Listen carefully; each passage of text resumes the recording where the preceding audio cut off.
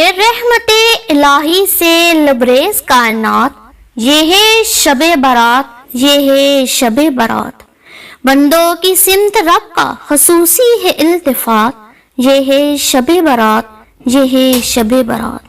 کھولے ہیں رب تعالیٰ نے عفو کرم کے باب، سب توبہ کرنے والوں کی دوزخ سے ہے نجات، یہ ہے شب برات، یہ ہے شب برات۔ آواز دے رہی ہے ہمیں رحمت خدا، آؤ قبول ہوں گے تمہارے مطالبات، یہ ہے شب برات، یہ ہے شب برات۔ تم سجدہ کر کے مانگو پریشانیوں کا حل، ٹل جائیں گی دعا و عبادت سے مشکلات، یہ ہے شب برات، یہ ہے شب برات۔ صدر محترم، معزز سامعین کرام اور میرے ہم مکتب ساتھیوں، السلام علیکم۔ مجھے آج جس موضوع پر لب کشائی کا موقع ملا ہے وہ موضوع ہے شب برات کی فضیلت۔ ساتھیوں، جس دن یہ مبارک رات تھی، اس دن آپ صلی اللہ علیہ وآلہ وسلم کے فرمان کے مطابق انہی کی حدیث کو یہاں نقل کرنا چاہتی ہوں۔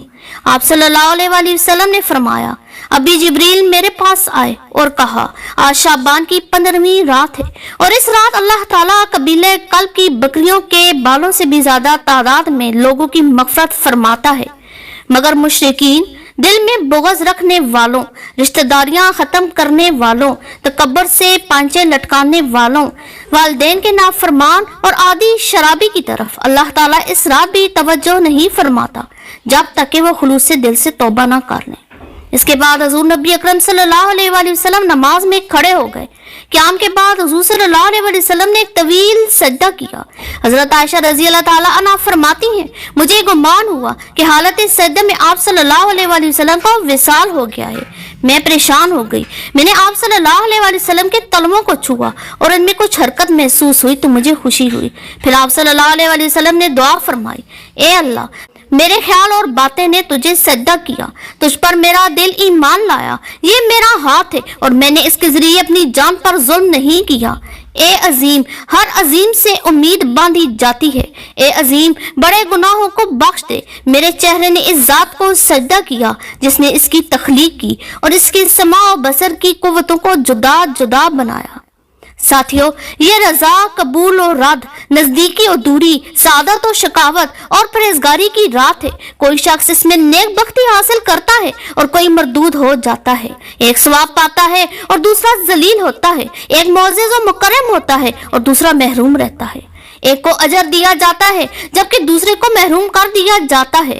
کتنی ہی لوگوں کا کفن دھویا جا رہا ہے اور وہ بازاروں میں مشغول ہیں، کتنی قبریں کھودی جا رہی ہیں، لیکن قبر میں دفن ہونے والا اپنی بے خبری کے باعث خوشی اور غرور میں ڈوبا ہوا ہے۔ کتنے ہی چہرے کھلکھلا رہے ہیں حالانکہ وہ ہلاکت کے قریب ہیں، کتنے مکانوں کی تعمیر مکمل ہو گئی ہے لیکن ان کا مالک موت کے قریب پہنچ چکا ہے۔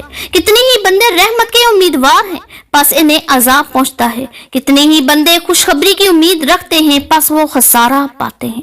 کتنے ہی بندوں کو جنت کی امید ہوتی ہے پھر ان کو دوزخ میں جانا پڑتا ہے۔ کتنے ہی بندے اللہ تعالیٰ سے ملاقات کے امیدوار ہوتے ہیں لیکن وہ جدائی کا شکار ہو جاتے ہیں۔ کتنے ہی لوگوں کو عطا خداوندی کی امید ہوتی ہے لیکن وہ مصائب کا منہ دیکھتے ہیں، اور کتنے ہی لوگوں کو بادشاہی کی امید ہوتی ہے لیکن وہ ہلاک ہوتے ہیں۔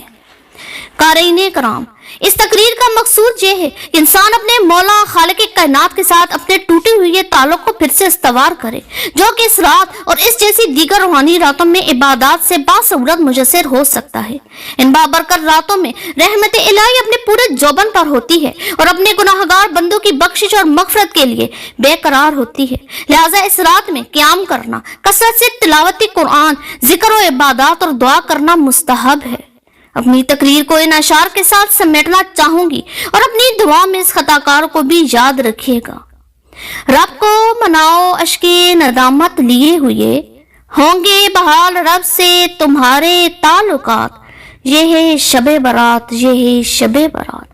کثرت کریں نوافل و ذکر و درود کی، ہم پر خدائے پاک کی ہوگی نوازشات، یہ ہے شب برات، یہ ہے شب برات۔